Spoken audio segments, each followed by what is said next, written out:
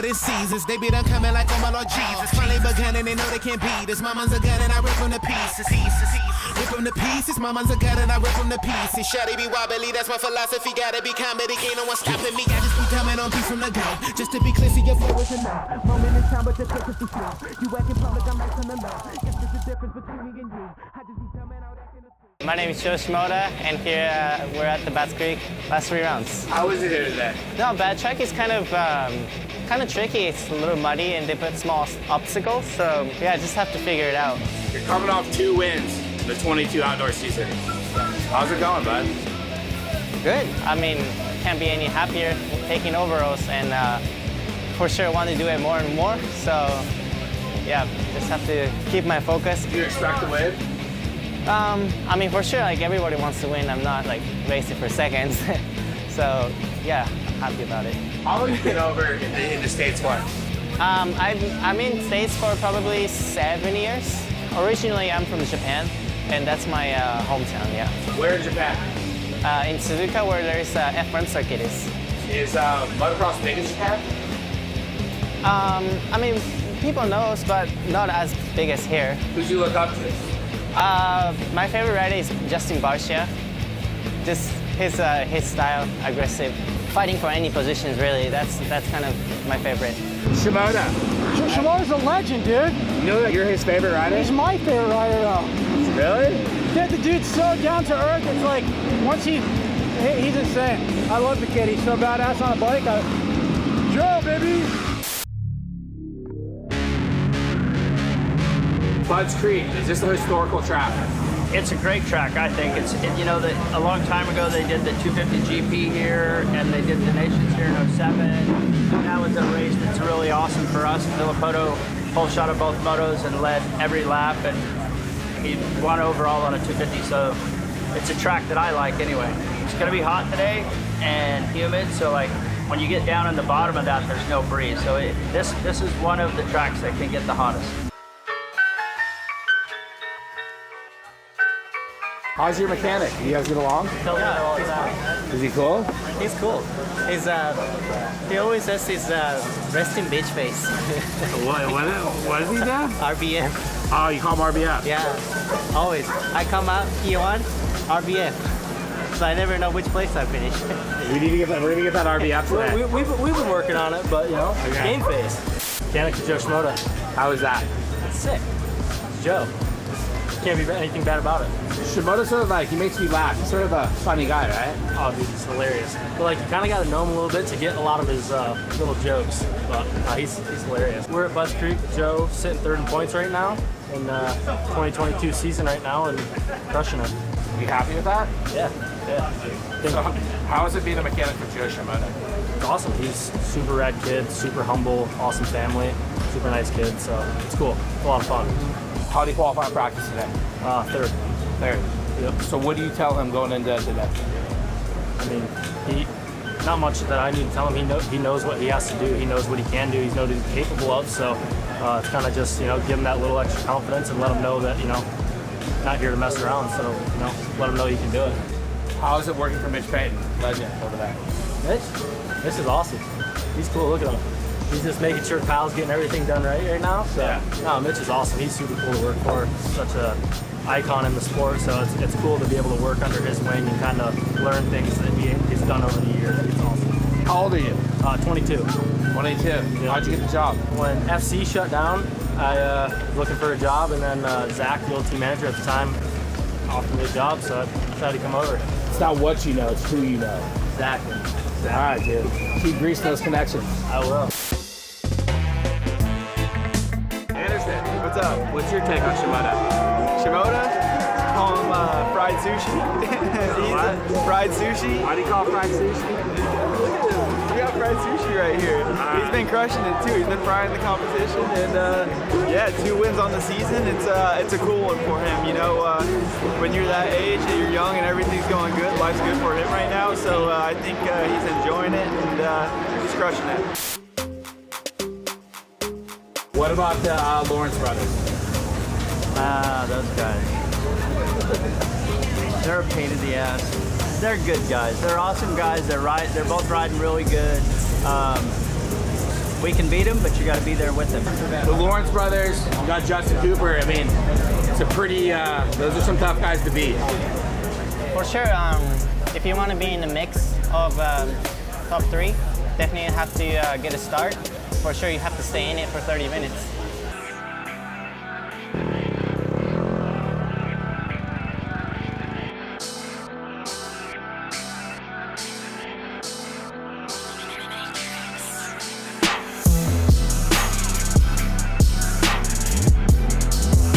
All right, buddy.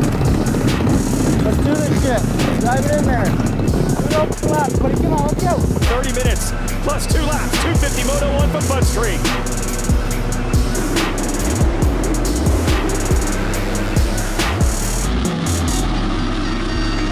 Shimoda, man, he had been nailing the starts the last few weeks, but mired right now. Buried off the start, not good. Pretty far back right now. Some tracks you can come up to the back of the pack. Well, this track is going to be tough, so you just feel bad for him, but you got to fight for every position, and you'll see these guys probably moving some people out the way here pretty quickly.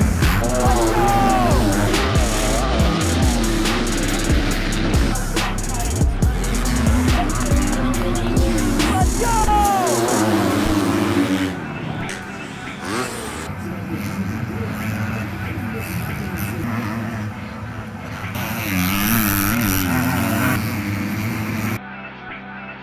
Yeah, Joe's on the move right now. I think he'll close down on Michael. Shimoda, 4th. You mentioned that Mosman's not too far ahead, about 2 seconds.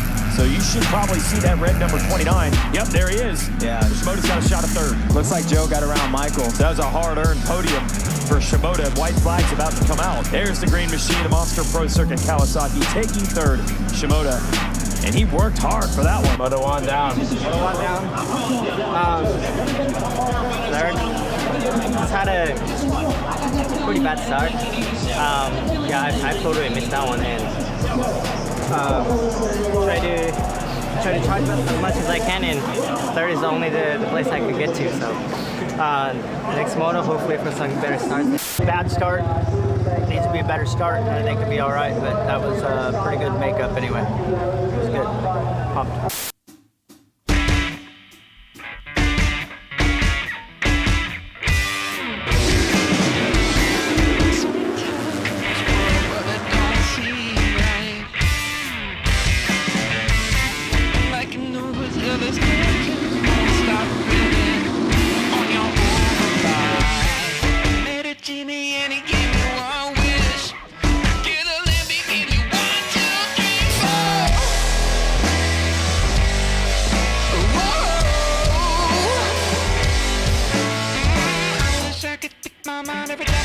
I built my wall, but you're just knocking me down brick by brick. There's a river in a valley headed towards me. My coolers got my head back and it's flowing in. Better start, sitting P2 right now, battle with Cooper for the lead, so hope we get this shit done. So with it. Come on, buddy, let's go!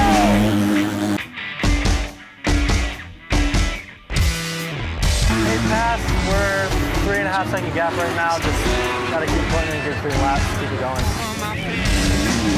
Yeah, buddy!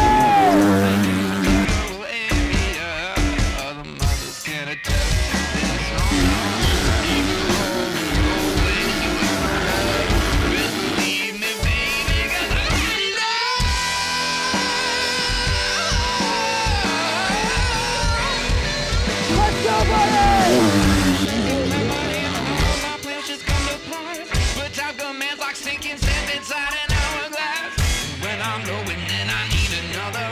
Yes, got it. Moto win, bud. Second place overall, but the motor was so fun. Just like had a battle with Cooper in the beginning, and which is tough, but made it happen at the end. So yes, happy ending.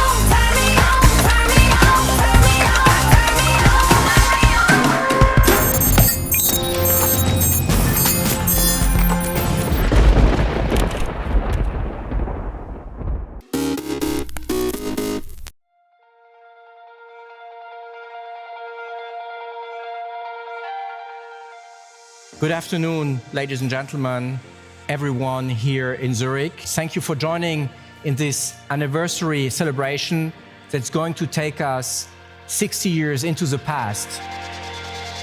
On this day in 1962, NASA astronaut Scott Carpenter blasted off from Cape Canaveral aboard Aurora 7.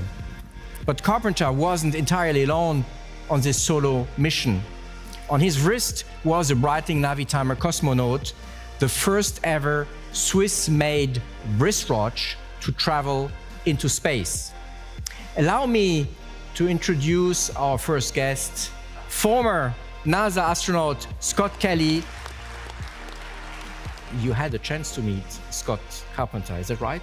So I had the privilege of meeting him one time in Florida by Cape Canaveral. I had dinner with him, and of all the Mercury 7 guys, he was the coolest. What items were essential for the mission? I know a watch is a critical instrument in space. Measuring time accurately is very important. I'm so pleased to introduce our next guests. Please welcome Scott Carpenter's children, Chris Stover and Nick and Matt Carpenter. These were pioneering flights. My dad's flight was the second orbital mission, and his roles were communication and navigation. He really managed to find the beauty in a lot of things in the world, especially machines. He needed a reconfigured Navitimer to retain the circular slide rule for calculations, and he also wanted a 24-hour dial. He adored his watch. He would show it to anyone who expressed the least bit of curiosity. Ladies and gentlemen, please welcome Willis Breitling's son, Gregory Breitling. And I remember perfectly, at home he came once and he said, "Kids, I have something to create, a special watch, a prototype, not a regular watch that we give to an astronaut, a prototype, a special make watch. It's complicated, a lot of requests." And I say, "Papa, you achieve that?" I hope, cross the finger, we have to deliver it on time. We have to deliver it on time. And thanks God, it was delivered on time, and your father can wear it for the mission. Yes, thank God. We're so grateful. The Carpenters are so grateful to the Breitling family. Seems like he had a fairly uneventful flight until it was time to come home. And then there were some problems. Right. He was stowing his gear, getting ready to get into retro attitude. And then there's something called a retrofire event that stops the capsule. It breaks the capsule. The plan had been a dry rescue. Because of the automatic system's failure at retrofire, he overshot 250 nautical miles, 460 kilometers, and for 55 minutes they didn't know where my father was. And everyone was thoroughly wet, including the watch. A watch that was designed to fly in space was used as a dive watch. It was irreparably damaged by what it had been through. And Gregory, I think you've got an important announcement to make today. Okay, yes, George, I'm very excited to have the original cosmonaut here with me today to exhibit publicly for the first time in 60 years. The way that it has corroded actually makes it look like outer space in a way. You see this, and you think you're seeing a nebula or the face of Jupiter. Quite quickly after the flight, Breitling started mass production of the watch. So huge boost for Breitling and a huge boost for the Navitimer. In addition to this, the cosmonaut sold well, but the impact on the brand in general was much more relevant, I think. It definitely is the only watch specifically designed by an astronaut. Allow me to introduce our new limited edition Navitimer Cosmonaut. We are releasing 362 pieces to mark both the number of orbits around the Earth, and the year the mission took place. And remember, ladies and gentlemen, as we always say, this is just the beginning.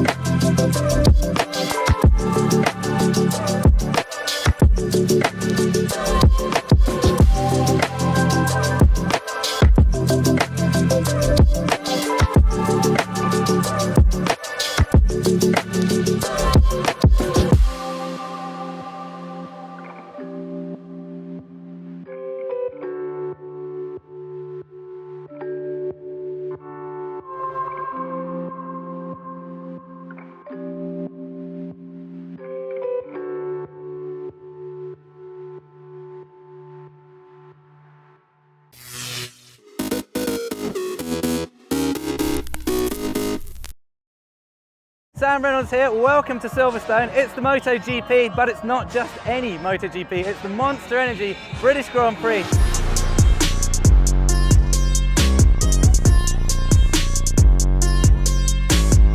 We're here in the Monster Energy area, we've got some sick BMX jumps, loads of other cool stuff too to check out. Let's quickly drop in and then go see what's around.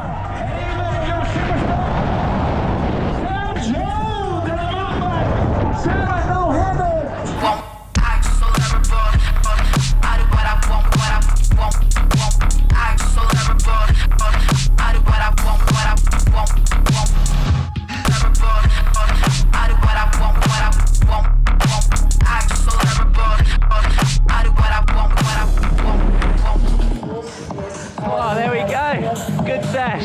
Let's go freshen up with a haircut. Hello, mate. All good.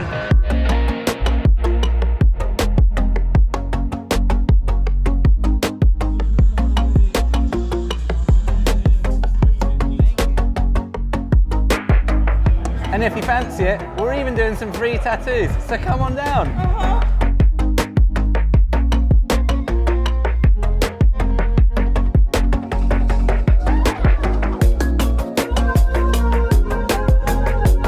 Right, let's get back outside. Looks like the rig riot's just kicked off. Let's go see what it's all about.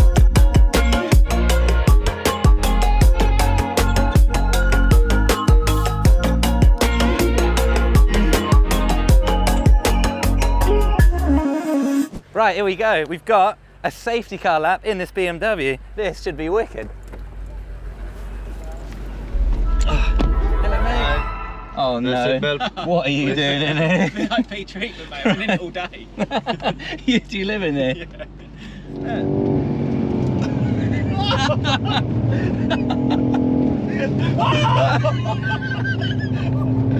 Yeah. No way. I can't believe that stopped. Yes! That was nuts. That was genuinely nuts. So much more impressive. Not a lot normally impresses me, but today I've had a good day. Right, well, there we go. What an amazing lap. That was incredible. I guess it's time to hand over to Tommy, who's going to take you through the rest of the fun activities here at Silverstone. Well, this is the pit lane, the Monster Energy pit lane, and they're getting ready. We've got about 5 minutes before pre-grid. Right, we've got Franco, Hila. Sorry, I'm getting excited and filming myself, but Franco Morbidelli, he's just gone out. You've got Fabio Quartararo. He's going out now, so now they're out for their out lap, then they stop on the grid, then they do a warm-up lap, and then it's go time. Being a rider myself, being on the grid, you know the nerves, so these guys are obviously trying to focus, they're excited, but at the same time probably really nervous. But it's one of those feelings you can't beat the feeling. It's almost when you're in it, you're scared, and then, but it's about at this time that your nerves sort of go away and you purely focus on the race. The red flag's up, any minute the lights are going to go on and they're going to be off. 3, 2, 1, and they're off.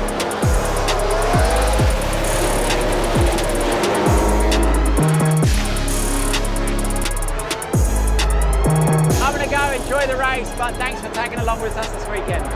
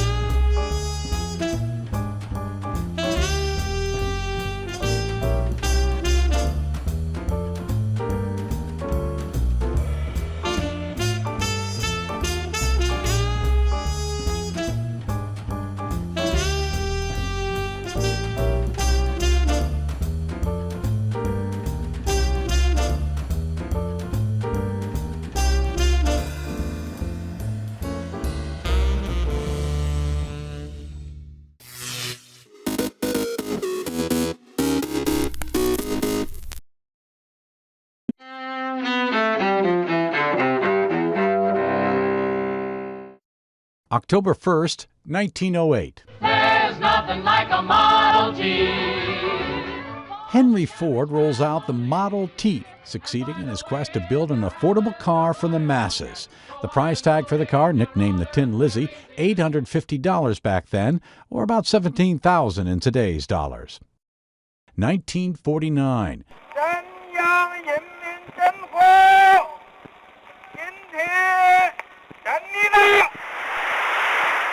Rise of the first communist state in Asia. Mao Zedong proclaims the People's Republic of China in Beijing's Tiananmen Square, ending years of civil war.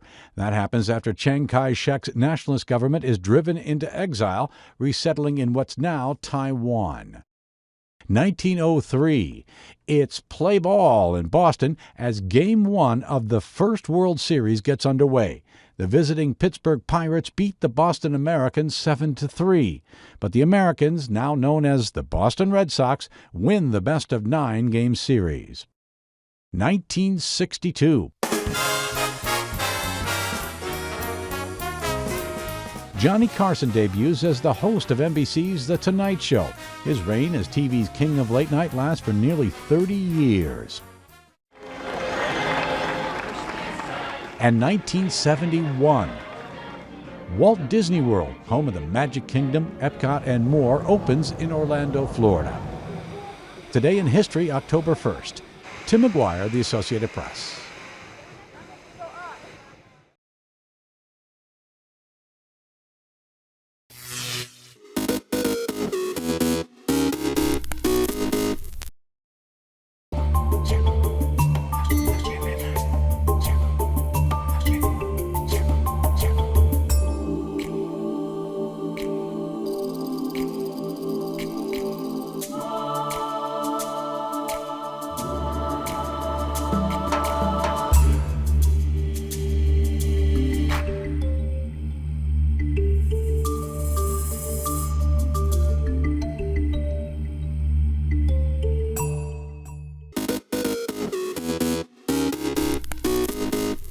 Welcome back in our studio, and in today's news,